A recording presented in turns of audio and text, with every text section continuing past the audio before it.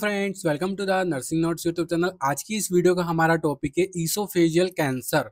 Oesophageal जो हमारी tube होती है उसके अंदर कैंसर हो जाता है। उस कंडीशन में क्या क्या कॉज हो सकता है बॉडी के अंदर, और कैंसर कैसे होता है, क्या क्या ट्रीटमेंट हो सकता है इसका, और कैसे इसको कैंसर को रिमूव किया जाता है, सब कुछ इस वीडियो के अंदर कवर करेंगे। तो इससे पहले मैं आपको देना चाहता हूँ, अभी हम मेडिकल सर्जिकल नर्सिंग फर्स्ट पढ़ रहे हैं, जिसके अंदर डिसऑर्डर ऑफ डाइजेस्टिव सिस्टम, जो डाइजेस्टिव सिस्टम होता है उसके अंदर जो जितने सारे डिसऑर्डर्स होते हैं वो हम पढ़ रहे हैं। और अभी हम ईसोफेगस डिसऑर्डर पढ़ रहे हैं, ठीक है। तो ईसोफेगस के अंदर कैंसर जो हो जाता है वो कैसे होता है, क्या होता है, ये सब कुछ इस वीडियो के अंदर कवर करेंगे। चलिए, बिना किसी देरी के हम सबसे पहले ओवरव्यू देख लेते हैं कि क्या क्या इस वीडियो के अंदर कवर करने वाले हैं। तो सबसे पहले इंट्रोडक्शन पढ़ेंगे। अगर टाइप्स हो गए तो टाइप्स पढ़ेंगे, कैंसर के कितने टाइप्स होते हैं, जो इसोफेजियल कैंसर होता है उसके। देन ईटियोलॉजी और कोजेज, कैसे कोज होता है। देन पैथोफिजियोलॉजी पढ़ेंगे, क्लिनिकल मैनिफेस्टेशन पढ़ेंगे, कॉम्प्लिकेशन क्या क्या हो सकती है, डायग्नोसिस क्या हो सकता है, और हम मैनेजमेंट क्या कर सकते हैं। देन नर्सिंग मैनेजमेंट और हेल्थ एजुकेशन फॉर प्रिवेंशन क्या हो सकता है। तो चलिए सबसे पहले हम इंट्रोडक्शन देख लेते हैं। तो इस जो इंट्रोडक्शन है, oesophageal cancer is a malignant tumour of the oesophagus, ठीक है। ईसोफेजियल कैंसर में कैंसर क्या होता है, एक प्रकार की ऐसी प्रोसेस होती है जिसमें ईसोफेगस के अंदर मैलिग्नेंट ट्यूमर डेवलप होने लग जाता है। The muscular tube that carries food from the throat of the stomach, ठीक है। ये क्या होती है, एक मस्कुलर ट्यूब होती है जो कि फूड को कैरी करके हमारे स्टमक तक ले जाती है।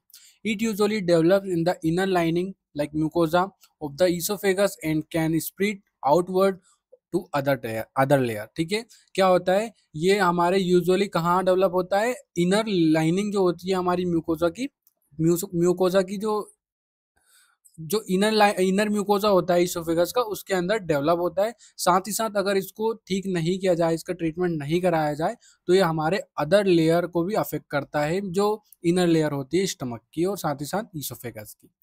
It is a serious and life threatening condition because symptoms appear late in the tumour after metastasize early, ठीक है। ये एक सीरियस लाइफ थ्रेटनिंग कंडीशन हो सकती है क्योंकि जो इसके सिम्टम्स होते हैं वो बहुत लेट शो होते हैं और साथ ही साथ ये ट्यूमर को बढ़ाते हैं। देखते हैं हम पिक्चर्स में, हम देखेंगे इसोफेगल जो कैंसर होता है वो, ठीक है। सबसे पहले जो पिक्चर है उसमें ये देखो, जो हमारा ईसोफेगस ये होता है, देखो ये ईसोफेगस है, इसके ट्यूब में ये ऐसा हो गया है, मतलब ये मेलिग्नेंट ट्यूमर है, ठीक है। तो ये इसके कारण नेरोविंग हो जाएगी, जिसके कारण हमारा जो फूड है वो नीचे नहीं जा पाएगा। देखो ये एंडोस्कोपी से लिया गया है, ठीक है। ये देखो, ये नॉर्मल है, लेकिन इसमें ये तीन जो इमेज है उसमें देख लीजिए आप कैंसर, तो ये ऐसा हो जाता है। और ये टू टाइप्स का होता है, स्क्वामस सेल कार्सिनोमा और एडिनो कार्सिनोमा। तो स्क्वामस सेल कार्सिनोमा क्या होता है, occur in the upper and middle part of the esophagus, ठीक है। ये कहाँ होता है, अपर पार्ट में और मिडल पार्ट में होता है इसोफेगस के, ठीक है। ये जो ये होता है ना इसोफेगस, इसके अपर पार्ट में और मिडल पार्ट में होता है, जैसे ये आपको दिख रहा है, ठीक है। और एडिनो कार्सिनोमा क्या होता है, occur in lower part near the junction with the stomach, ठीक है। ये लोअर पार्ट में होता है एडिनो कार्सिनोमा। ये कहाँ पे होता है, लोअर पार्ट में, किसके, ईसोफेगस के। और साथ ही साथ जो जहाँ से स्टमक की स्टार्टिंग होती है और जो जंक्शन होता है लाइक स्पिंस्टर होता है, उसके पास होता है एडिनो कार्सिनोमा। तो ये आपने इमेज देख ही ली है। देन ईटियोलॉजी और कोज कैसे हो सकता है देखते हैं हम। जो सबसे पहला पॉइंट है वो होता है स्मोकिंग एंड एल्कोहल कंजप्शन, ठीक है। अगर बहुत ज़्यादा मात्रा में एल्कोहल और स्मोकिंग कर रहे हैं तो उससे हो सकता है। क्रोनिक इरिटेशन लाइक जीआरडी, अगर गेस्ट्रोइसोफेजियल रिफ्लक्स डिसीज हो रही है तो उस कंडीशन में कॉज हो सकता है ओरल ये इसोफेजियल कैंसर। और ये ओरल कैविटी जो लाइक लेरिंग्स फेरिंग्स वगैरह है ना, इसमें भी फैल सकता है, मतलब क्योंकि अपर पार्ट में आते हैं इसोफेगस के, वहां से स्टार्ट होता है, तो वहां पे भी फैल सकता है अगर इसका ट्रीटमेंट ना कराया जाए।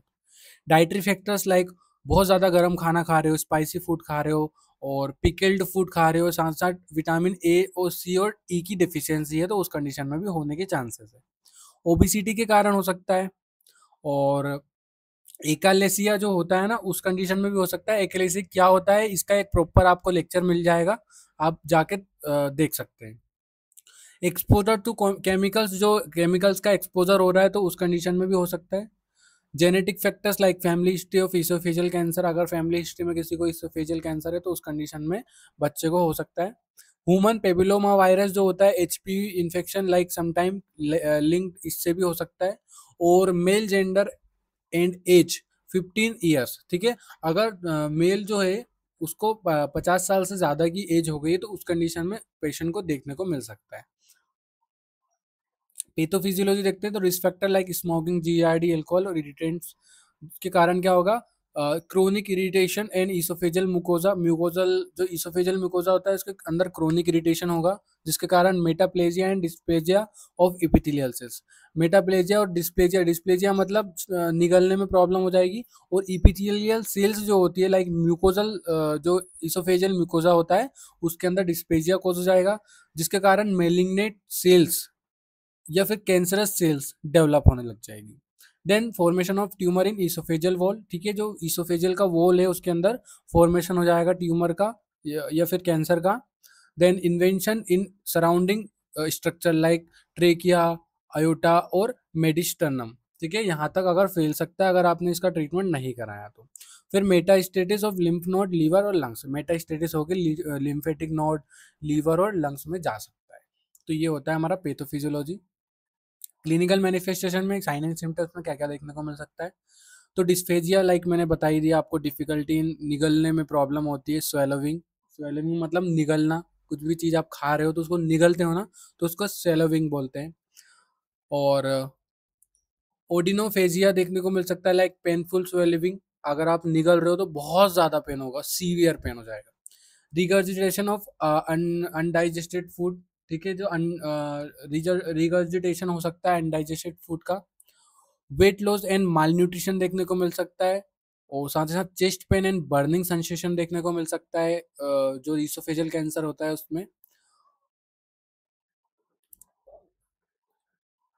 होर्सेंसेस of voice like due to recurrent laryngeal nerve involvement, अगर लेरिंजल नर्व इन्वॉल्वमेंट है तो उसके कारण आपकी जो वॉइस है वो उसमें चेंजेस देखने को मिल सकता है। क्रोनिक कफ और एस्पिरेशन देखने को मिल सकता है। एनीमिया एंड फटीग देखने को मिल सकता है, साथ ही साथ इलार्जमेंट लिम्फ नोड इन निक और सुप्रा क्रेविकुलर एरिया, सुप्रा क्रेविकुलर एरिया जो होता है और साथ साथ जो निक होती है, गर्दन होती है, वहाँ पे जो लिम्फ नोड होते हैं वो इनलार्जमेंट देखने को मिल सकता है। ये क्लिनिकल मैनिफेस्टेशन और साइन एंड सिम्टम हो गया।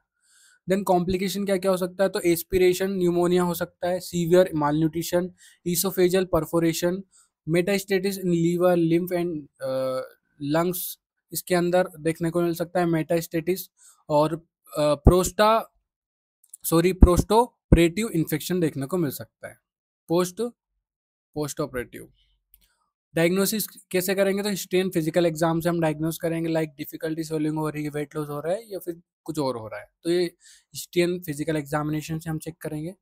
बेरियम सेलो एक्सरे करवाएंगे जिससे हमें पता चल जाएगा कितनी मात्रा में वहाँ की जगह जो नैरो हो रही है और इरेगुलरिटीज हो रही है।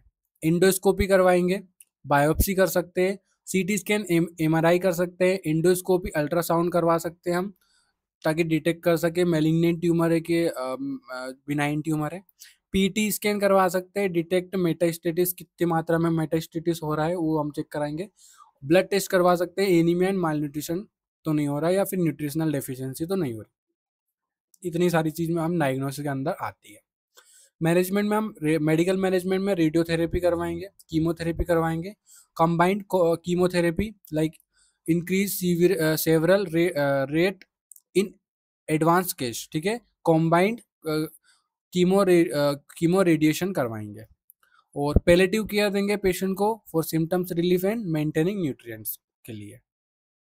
सर्जिकल मैनेजमेंट के अंदर ईसो फेगेक्टोमी करवाएंगे, remove the affected portion of the esophagus, ठीक है, इसोफेगस का जो अफेक्टेड पोर्शन है उसको रिमूव करवा देंगे। ये 2 टाइप्स का होता है, ट्रांसिस्टल और ट्रांसथोरेसिक, ठीक है।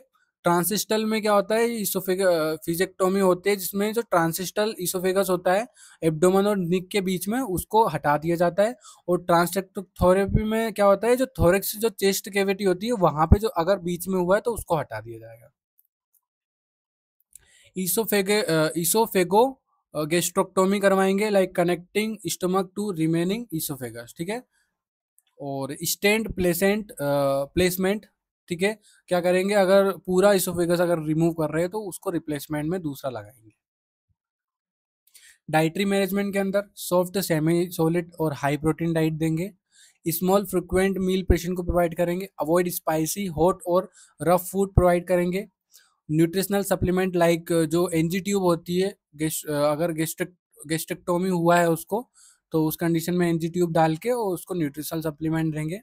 मेंटेन एडिक्वेट हाइड्रेशन प्रोवाइड करेंगे। ठीक है, जो हाइड्रेशन, प्रॉपर हाइड्रेशन हो रहा है वो करेंगे। अगर डिहाइड्रेशन है तो हाइड्रेशन करेंगे पेशेंट को, लाइक ओआरएस दे सकते हैं या फिर आईवी फ्लूइड देते हैं। नर्सिंग मैनेजमेंट के अंदर assessment difficulty, solving pain and nutritional status. ठीक है, असिस्मेंट करेंगे इन सब चीज़ों का। Weight loss and fatigue check करेंगे और emotional state and understanding, sorry, हाँ, अंडरस्टैंडिंग ऑफ डिसीज। ठीक है, पेशेंट को इमोशनल सपोर्ट प्रोवाइड करेंगे और पेशेंट से बोलेंगे कि आपकी जो डिसीज है उसको कोई दिक्कत, बड़ी बात नहीं है, सर्जरी से आप ठीक हो जाओगे, ऐसा। और इन इंटरवेंशन के अंदर monitor swallowing ability and food tolerance. ठीक है, provide small frequent and high calorie meal provide करना है। मेंटेन फाउलर पोजीशन प्रोवाइड करना है और साथ ही साथ 1 घंटे के बाद उनको पोजीशन चेंज करते रहना है। Administration analgesic and antiemetics as prescribe. Antiemetics मतलब वॉमिटिंग को रिड्यूस करने के लिए होती है और एनाल्जेसिक पेन रिलीफ के लिए होती है। तो प्रिस्क्राइब करना है, प्रिस्क्राइब की है डॉक्टर ने तो देना है। Provide oral hygiene and mouth care. ठीक है, oral hygiene and mouth care provide करना है। Monitor for sign of aspiration and bleeding. अगर ब्लीडिंग हो रही है इसोफेगस के अंदर या स्टमक के अंदर और एस्पिरेशन हो रहा है, एस्पिरेशन मतलब ये कि अगर आप खाना खा रहे हो और वो गलती से आपके इसोफेगस में से नहीं जा रहा है और वो ट्रेकिया में चला गया, तो एकदम से एस्पिरेशन हो जाएगा, मतलब या तो वॉमिट हो जाएगा या फिर आपको एकदम से ठसका लगेगा या फिर आपको कफ होने लग जाएगा। तो उस टाइम पे मॉनिटर करना है पेशेंट को। Provide emotional support and involve family के साथ साथ पेशेंट को इमोशनल सपोर्ट प्रोवाइड करना है। Educate about feeding technique and follow up. ठीक है, अगर जो विंड पाइप सही नहीं हुआ है तो क्या होता है, फीडिंग ट्यूब लगाते हैं डॉक्टर, तो उससे जो फीडिंग टेक्निक है वो पेशेंट को एजुकेट करना है, बताना है और फॉलो अप के लिए बुलाना है। Health education and preventive measurement के अंदर avoid smoking and alcohol. Manage GRD effectively. ठीक है, जीआरडी को मैनेज करना है, गैस्ट्रो इसोफेजियल रिफ्लक्स डिसीज को। Eat a diet rich in fruit and vegetables. ठीक है, अगर जो खाना खा रहे हो तो वेजिटेबल रिच फ्रूट्स खाना है और साथ ही साथ फ्रूट भी और वेजिटेबल अच्छे मात्रा में खाना है। बाहर की चीज़ें कुछ नहीं खाना। Regular medication checkups if symptom persistent. अगर ज़्यादातर सिम्टम्स आपको देखने को मिल रहे हैं तो चेकअप्स के लिए आना है और रेगुलर मेडिसिन तो लेना ही लेना है।